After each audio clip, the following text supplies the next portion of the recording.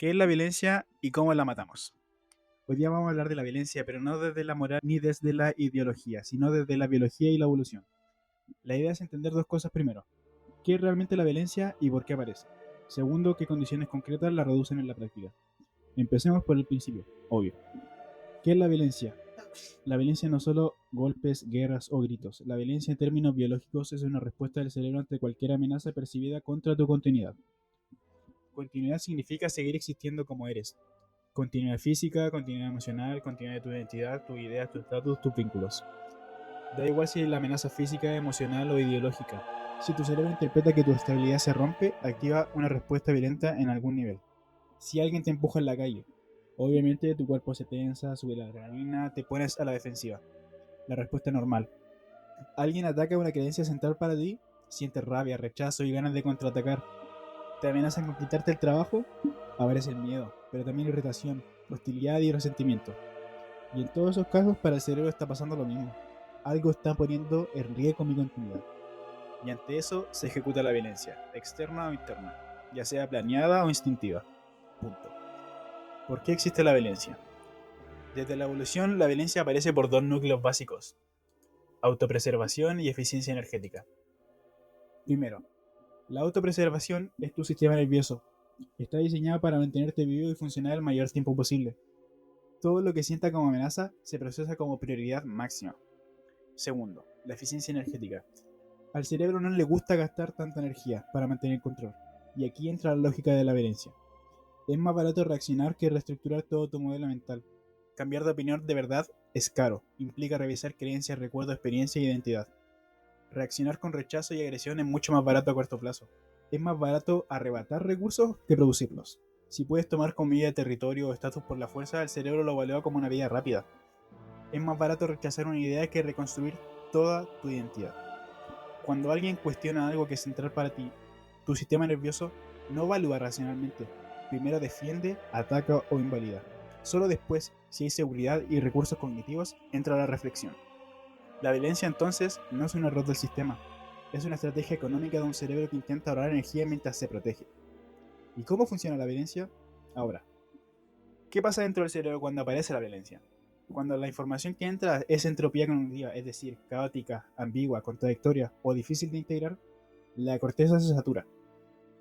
No encuentra un modelo claro para encajar con eso que está pasando. Cuando esa entropía supera cierto umbral, el córtex colapsa funcionalmente y el sistema cae en respuesta subcortical, especialmente en la amígdala. La amígdala es el centro de detección de amenaza y activación de respuestas primitivas: huida, lucha o congelación, lo típico. Si hay tiempo y algo de control, entra en juego la corteza prefrontal, y ahí es cuando aparece la violencia instrumental, la agresión planificada, estratégica, fría. No es un estallido impulsivo, es la violencia usada como herramienta para conseguir un objetivo. Aunque parezcan muy diferentes, ambas formas de violencia comparten la misma función: eliminar la incertidumbre. El cerebro no soporta la sensación de caos prolongado. La violencia corta el problema de raíz, elimina a otro, silencia la amenaza, impone control o rompe vínculo. No es sofisticado, pero rápido. ¿Por qué la violencia funciona? La violencia funciona en corto plazo porque cumple varias funciones clave para el sistema. Restaura una sensación de control, reduce la carga cognitiva, hay menos cosas que pensar y procesar, da resultados inmediatos. La amenaza se calla, se aleja o se destruye. Evita en muchos casos el colapso emocional. En vez de sentir miedo o vulnerabilidad, aparece la rabia y acción. Desde la biología, la violencia es un atajo metabólico para recuperar un orden interno y externo. Es una forma rápida, aunque costosa a largo plazo, de restablecer un mínimo de estabilidad cuando el sistema se siente desbordado. La violencia está en todos lados. La violencia no es un accidente humano ni algo excepcional. Está en conversaciones, comentarios, redes sociales, películas, debates políticos, relaciones de pareja e incluso en dinámicas familiares. Robert Sapolsky lo sintetiza bien. Los humanos no odiamos la violencia en sí, odiamos la violencia que nos baja la probabilidad de sobrevivir. La otra, la que nos favorece o favorece a los nuestros, la celebramos. Aplaudimos la violencia cuando castiga a quien percibimos como amenaza. Nos emocionamos cuando el malo cae, cuando el rival pierde, cuando alguien que cuestiona a nuestro grupo es derrotado. Nuestro cerebro busca estabilidad, pero la vida empuja con caos permanente: cambios, crisis, pérdidas, diferencias. Cuando la entropía de la realidad supera nuestra capacidad cognitiva y emocional de integrarla, aparece la agresión. Defendemos a los nuestros como reflejo. Celebramos la humillación o la caída de quien perseguimos con peligro para nuestra continuidad física, emocional o identitaria. No es moral, es cálculo evolutivo automático. Y eso, en resumen, es lo que es la violencia. Ahora viene la parte importante. ¿Cómo la reduces? ¿Cómo se erradica la violencia en la práctica? La violencia no se elimina porque esté mal. La violencia se reduce cuando deja de ser una estrategia útil para el cerebro. No es un cambio de discurso, es un cambio de contexto. No se trata de pedirle al sistema nervioso que deje de hacer lo que fue diseñado para hacer, sino de crear condiciones en las que la violencia ya no sea la opción más rentable. Veamos 5 condiciones clave. 1. Reducir la competencia por recursos. Cuando el cerebro siente que puede perder comida, seguridad, estatus o estabilidad, se activa la alerta. La competencia se intensifica y la agresión aumenta. Si en cambio el sistema percibe que lo básico está asegurado, la necesidad de respuestas violentas baja. Esto implica 3 cosas concretas: acceso a recursos básicos, alimentación, salud, vivienda mínima, sistemas que garanticen cierta estabilidad predictiva, reglas claras, instituciones que funcionen, menos arbitrariedad, reducción de incertidumbre material, menos sensación de mañana todo puede desaparecer. Cuando eso no existe, el organismo vive con cortisol crónico, es decir, estrés sostenido. Y un cerebro bajo estrés continuo recurre mucho más fácil a respuestas primitivas: agresión, desconfianza, hostilidad. No se trata de ser buenos, se trata de que si el sistema percibe escasez e inestabilidad, la violencia vuelve a ser una estrategia barata para sobrevivir. La segunda estrategia es ampliar la capacidad cognitiva, educación estructural y no moral. La educación que realmente baja la violencia no es la que repite hay que ser buenos o la violencia está mal. Es la que aumenta el ancho de banda del cerebro para procesar la entropía sin colapsar. El cerebro con más recursos cognitivos tolera mejor la complejidad, la diferencia y el conflicto sin sentir que todo se rompe. Esto significa desarrollar pensamiento abstracto, es decir, poder pensar en conceptos, matices, contextos, la tolerancia a la ambigüedad, soportar algo que no sea blanco ni negro, sino complejo, habilidades simbólicas, lenguaje, lectura, escritura, lógica, capacidad de representar la realidad con modelos internos, integración de modelos mentales complejos, entender que una persona, un grupo o una idea pueden tener partes buenas y malas a la vez. A más modelos internos, menos respuestas violentas. ¿Por qué? Porque ante algo amenazante, el cerebro ya no necesita atacar de inmediato. Tiene más formas de interpretarlo, procesarlo y responder. Un sistema nervioso con baja capacidad cognitiva tiende a simplificar todo en amigo o enemigo, bien, mal, conmigo o contra mí. Y ese mapa binario es terreno perfecto para la violencia. El número 3 sería la regulación emocional. La violencia reactiva es muchas veces un fallo de regulación emocional. No es solo un problema de ideas, sino de estructura neurobiológica. La corteza prefrontal y la amígdala compiten. Cuanto más fuerte y entrenado está la prefrontal, menos domina la amígdala en situaciones de estrés. Pero, ¿qué fortalece la prefrontal y regula la emocional?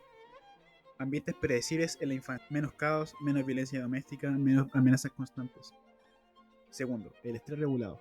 Desafíos manejables y no traumas crónicos. Tercero, vínculos sociales estables. Figuras de apoyo, pertenencia, cuidados consistentes. Cuarto, entrenamiento cognitivo y emocional. Terapia, prácticas de autoobservación, habilidad de comunicación, resolución de conflictos. ¿Por qué? Porque sin eso el cerebro vive en modo alarma. Y un cerebro en modo alarma no negocia, reacciona.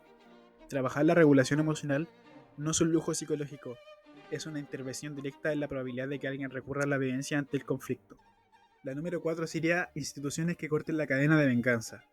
Si cada agresión se paga con otra agresión, la violencia se recicla sin parar. El ciclo de venganza puede durar generaciones. Para cortar esa cadena se necesitan sistemas que hagan 3 cosas: penalizar la violencia reactiva de forma clara y consistente, proteger a quienes eligen cooperar frente a quienes eligen agredir, desincentivar las represalias personales y sustituirlas con procesos formales, justicia, mediación y reparación.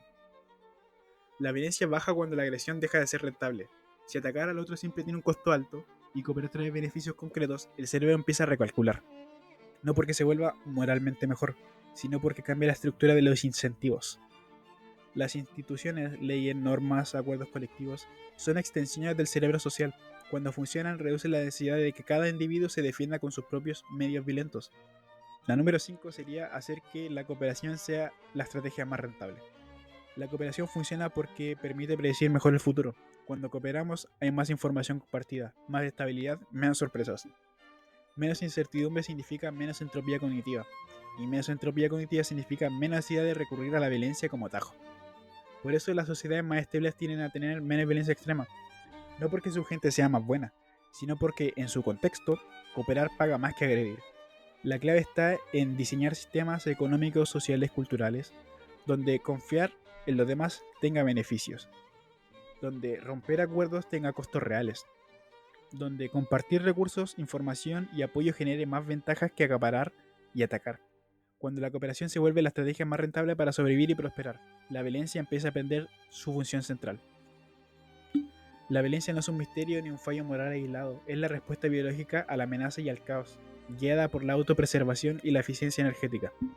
Se activa cuando la entropía supera la capacidad de nuestro cerebro para integrar lo que pasa, y se mantiene mientras siga siendo una estrategia útil para recuperar el control, reducir carga cognitiva y evitar el colapso emocional. Si se quiere reducir la violencia de verdad, no basta con discursos y condenas morales. Hay que intervenir en 5 frentes: recursos básicos, capacidad cognitiva, regulación emocional, instituciones que corten la venganza y sistemas que hagan que cooperar sea más rentable que agredir. Cuando cambia el contexto, cambia el cálculo del cerebro, y cuando la violencia deja de ser útil, empieza poco a poco a dejar de ser necesaria.